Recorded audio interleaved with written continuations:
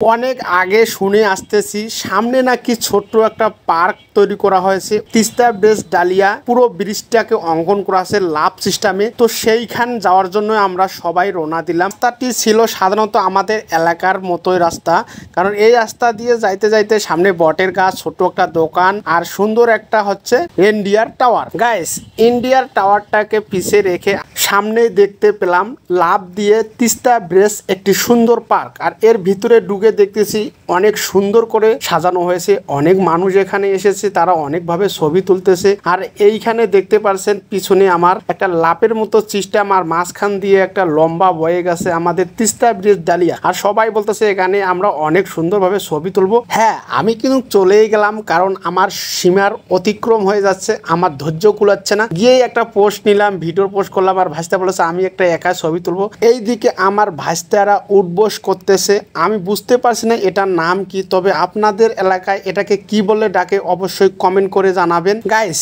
এখানকার উদ্দেশ্যে আমাদের মিশন শেষ, এবার আমরা এখান থেকে বেরিয়ে পড়ব। সামনে গিয়ে ছোট্ট একটা আমাদের হোটেল দেখতে হবে, কারণ হোটেলে ঢুকে সেখানে আমাদের লাঞ্চটা করে নেব, কারণ আমরা অনেক ক্ষুধার্ত। অনেকজনই সকালবেলায় ঘুম থেকে উঠেই যখন রওনা দিয়েছি অনেকজনই খেয়ে আসেনি, কিন্তু আমি হালকা কিছু খেয়ে এসেছি, তার জন্য আমরা লাঞ্চ দুপুরের এইখানে খেয়ে নিলাম। সাধারণত ডিম দিয়ে খেয়ে নিলাম। গাইস, ভালো থাকবেন, টাটা।